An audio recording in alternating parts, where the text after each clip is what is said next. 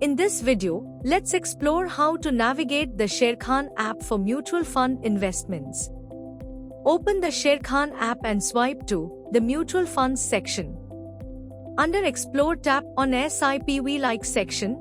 You'll see recommended options for large cap, mid cap, and small cap categories. Tap a fund name to invest directly, lump sum or SIP, or see more details. Fund details provide extensive information. You can also add the fund to your watch list for easy tracking. In addition to SIP we like, also get funds we like under Explore section, lists all mutual funds sorted into equity, debt, and hybrid categories. Follow same steps as mentioned earlier.